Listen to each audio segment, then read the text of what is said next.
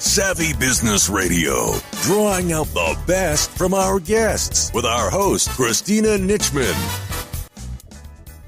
Our guest today is Tim Ortman, who spent 35 years working in television news.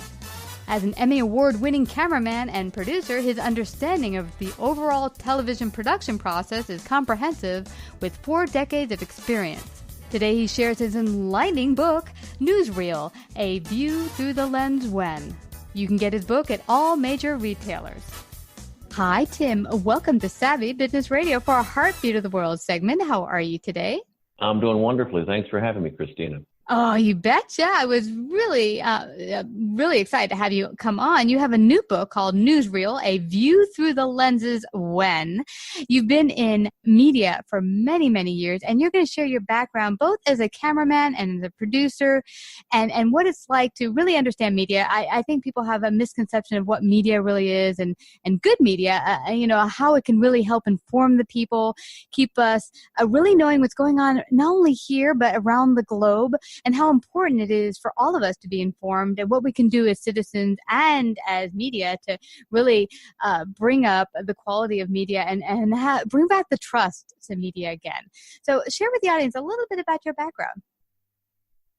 Sure. Well, my view on media, I'm obviously a very strong believer in news and information, and those beliefs were formed very early on. I was a very young NBC staff cameraman based overseas as part of the Foreign Press Corps, and that's what I draw upon in writing the book Newsreel. And it takes place during the 80s, which was a very tumultuous time for international news gathering. And for me, it started with the war in Lebanon and concluded with the fall of communism in East Europe.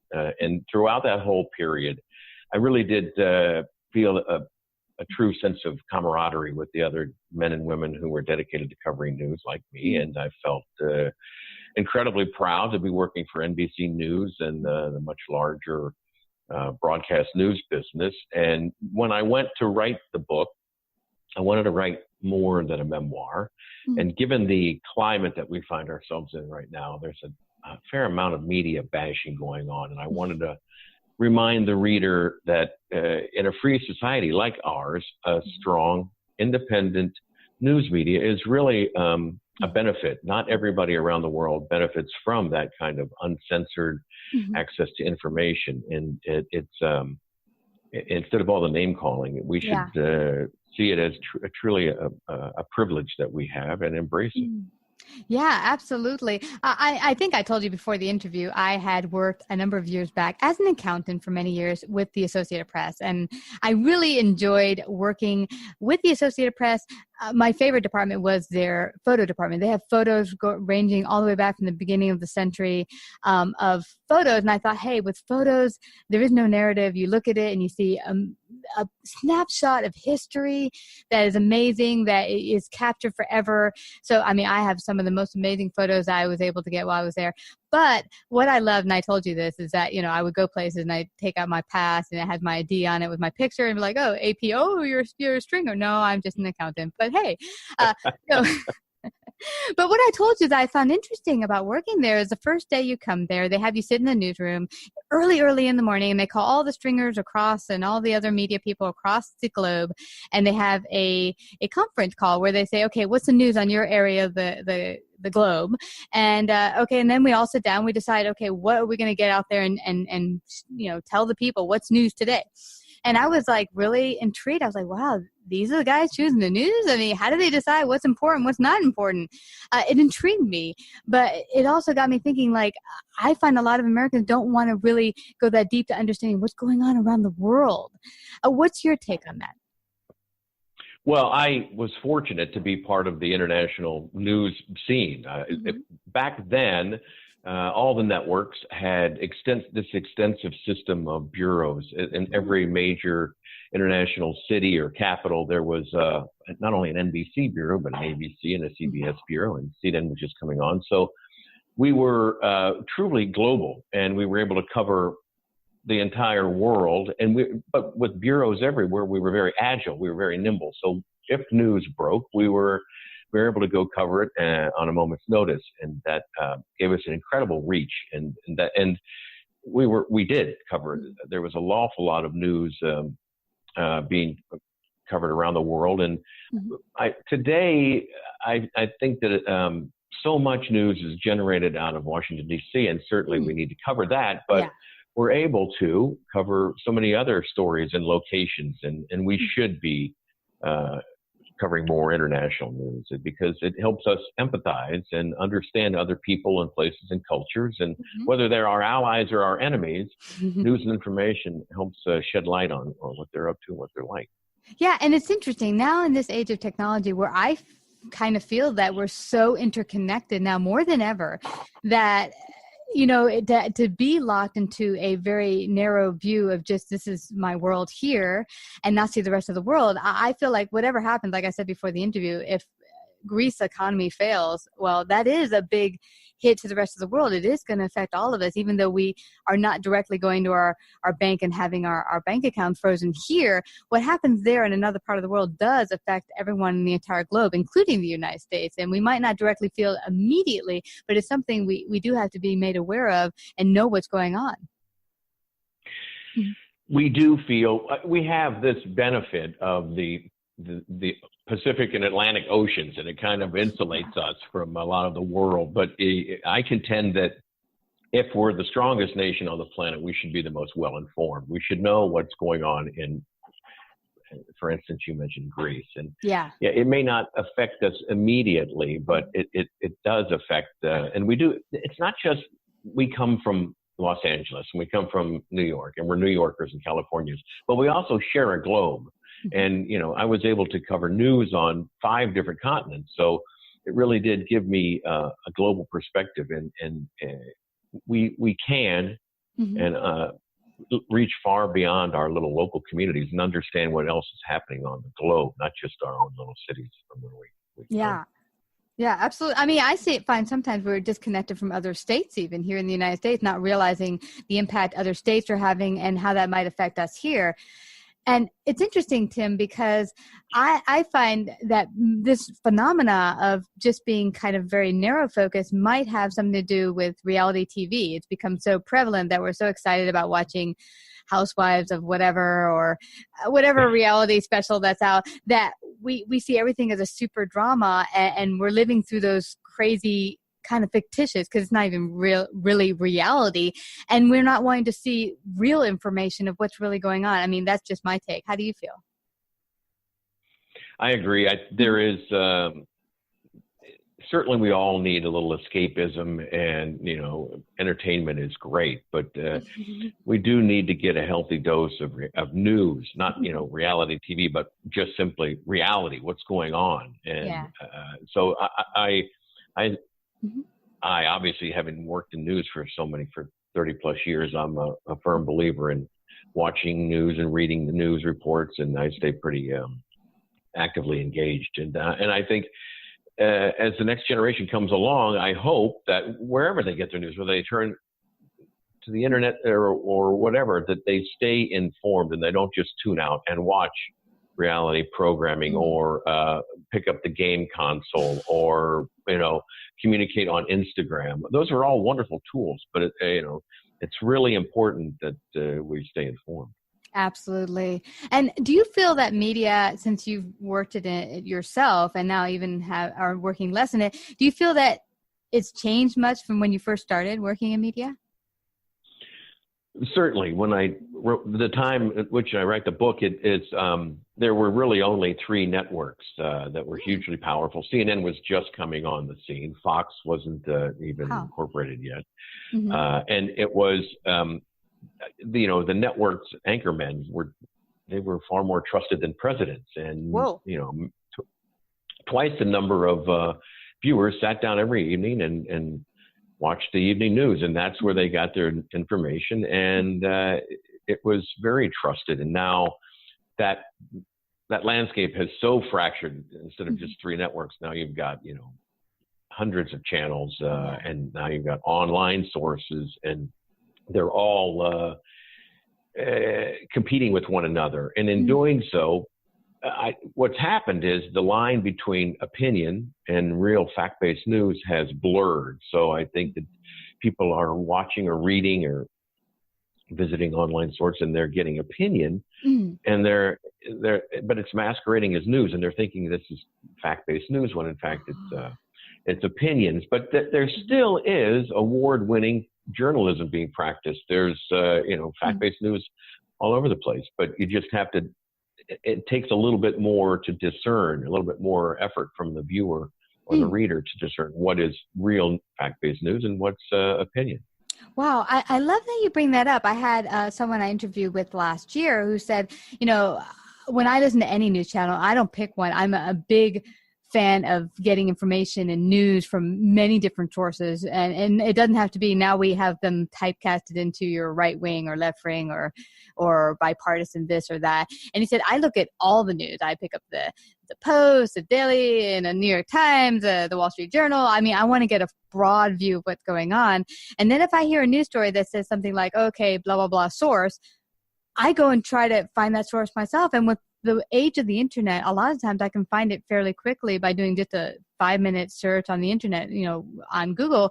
One such thing, they said, a CIA source, they said, on one of their articles of, I forget what newspaper he mentioned. I went to the CIA website, plugged in what he had talked about, and bam, 5 seconds later, I was actually looking at their source. So like you said, yes, we can become informed as citizens, but it takes just a teeny bit extra work on our part. But with the age of the internet, it allows us all to discover the different sources and see, okay, is this accurate? Is this false? Is this some information that I need to pay attention to? Is it real or not? Absolutely. And that person who was, putting on the effort to find different sources, that should be applauded. That's wonderful. But you can just change between the various channels. For instance, in the latest summit in Helsinki between President Trump and Vladimir Putin, you had American sources reporting one thing, and then if you just change the channel to the Russian Russian television, it was a completely different newscast. So depending on what your perspective or even your national whatever that you happen to be. It can be a different news report, certainly. Well, it's interesting. I talked to a journalist a couple of years ago, and he had worked, I believe, on Fox. And he said to me, what's interesting is I used to think there's two sides to every story. And now being a journalist in the field and covering, I think he did drug wars in Mexico and stuff like that, and really heavy on the ground journalistic reports. He said, I realized there's never just two sides to a story. There's like 10 sides or several angles to a story. And what I used to think was just like black and white is like many different shades of gray. And so now I look at like, what are all the different angles of whatever is going on? Because it's never just this and that. It's never just black, white. Stay tuned after these messages from our sponsor, AdRoll. I come downstairs and I overhear my mum and dad talking in our native Farsi that, potentially we might lose our last shop, and we've always had stores growing up. I guess I was just in my own little bubble enjoying my job in music, and I didn't really realize that potentially our house was on the line. We both knew something had to change. I genuinely firmly believed in the digital process, in getting our garments seen online. I knew we needed help. And I knew we needed a platform to help get our content seen and our message heard. The first campaign that we engaged with AdRoll returned 27 times the ROI. I can turn back and say to Dad, look what we've accomplished. To learn more about how Nav Salimian turned his family business into a global retail brand, visit adroll.com/savvy. That's ADROLL.com/savvy. It can be a very complicated process to report the news, and I found that out early on when the big story when I arrived overseas was the war in Lebanon, and I desperately wanted to get there and cover that and see what it was like. So I pleaded with my bosses to send me in there, and being very young and inexperienced, they had to contemplate whether they wanted to send a young 25-year-old cameraman into a war zone. Eventually, they did.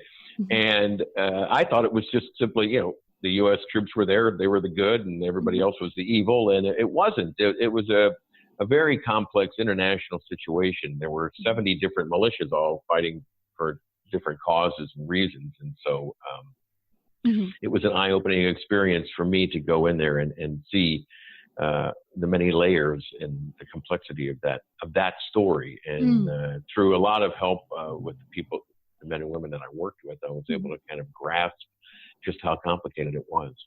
Yeah, and that's a good point. When I talk to some journalists today, I think even the ones, for work for mainstream media, I think the hard part for them is being on the ground and you have a narrow field of what you can and cannot report. And it's frustrating for him. Like that guy who had worked for Fox at one time said, I want to be able to report all the angles I see, but you're not able to. I don't know if you could in the past, but he wasn't able to, and it left him a little frustrated because he wants everyone in America to be able to see all the different facets that he saw, and sometimes you can't do that. That's why I think what you said earlier, really getting a report from several different angles, not just saying I only watch Fox or I only watch this or only watch CNN, that you really get a broad view of what all the different angles are saying, so you can make a more informed decision. Yeah, that's important. It is, I think they have to package, for certain newscasts, you have to package the news into 2-minute reports. Segment. And so you're obviously not going to be able to put everything that you want to in there, and it gets edited. But it's important to get different perspectives. I don't think, eating a steady diet of any one food is healthy, and I don't think just getting a steady diet of only one channel or one news source is healthy as well. What is your biggest aha moment in the field yourself? Like when you were out in the field, was there one thing that really just blew you away as one amazing event you went through during your 30 years? I get asked if I had a favorite story, and I don't have a favorite story, but I had probably a most unforgettable story. And that was, again, because we had this huge network of international bureaus. I remember when the BBC broke a story about this growing famine in Africa, and they had gotten these early pictures out, and we mobilized, and we were the first American network to get in there the next day. And it had taken place in Ethiopia and Chad, and just getting into that country was very difficult because it was very backward. They didn't have any satellite facilities, so we had to edit and transmit the story from neighboring Kenya. But when we got into the capital of Ethiopia, we made our way, we hired a bush pilot and made our way to this really remote portion of Ethiopia where the famine was taking place. And this horrible drought had wiped out what were once fertile villages. And these people had no food or water. And so they would crawl or walk or limp for days or weeks through the scorching desert to try and get to one of these aid centers, these refugee camps where there was a little bit of water and grain, and the international community had just begun bringing in aid. And when we got there, I remember coming over this ridge. We landed on this dusty airstrip in the middle of nowhere, and we piled into a Jeep that was supplied by one of the organizations, and we came over this ridge, and there was this massive sprawling camp, 3 football fields of all these people who had just crawled through the desert to try and get some aid. And it was horrible. The mothers were so emaciated, they couldn't produce breast milk. So these infants and children were dying in their arms, and to watch these people die of starvation and dehydration and disease was terrible. But we got the pictures out. We filed stories and we aired reports, and the world took notice. And the United States immediately donated $400 million in aid. Wow. All the other countries around the world followed suit, and there were live aid concerts that came from London and Philadelphia, donating more. And it was an example of how the good that the news business really can do when it mobilizes and broadcasts word of this horrible, tragic catastrophe. That we did make a difference, but those images were really difficult and still are very haunting today.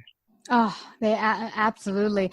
For you as a human being, did it change your personal life and how you saw it and how you lived your life when you came back? Yeah, I think it certainly, you can't help but be changed when you see the suffering on that level, on that scale. And they didn't this wasn't, anything they did. It was just a natural, a horrible a famine, a drought of biblical proportions, that that was bestowed upon these people. They couldn't, it was inescapable. So, you really do develop a sympathy for the suffering, and you can't help but. Yeah. And you realize how blessed we are here. I mean, for a very small scale, I had studied for 2 months in Puerto Rico, and I was staying in a place that didn't have a lot of facilities, no hot water. We had water, but no hot water. And other amenities here I get in New York that were not there. And I remember calling New York and complaining to my friends, just like, boy, we become crying children here. We don't have hot water. Woo. There's no air conditioning. Woo. But I mean, that's so simple. But you go to a place like that and people don't have food and water. You're like, what am I complaining about? I have water. I have food. So I don't have hot water. Woo. So, yeah, you begin to realize how blessed we are here. Yeah, but covering news on the front lines of journalism, I've taken more than my fair share of cold showers and gone without meals, and lost electricity. But you do absolutely feel so fortunate to be, and I think we do take that for granted, to be an American in the wealthiest country on earth, and a lot of that goes unnoticed, and we live such rich lives, and we don't remind ourselves as frequently as we should just how fortunate we are, and watching news reports from around the world of how it could be is a great reminder of how lucky we are.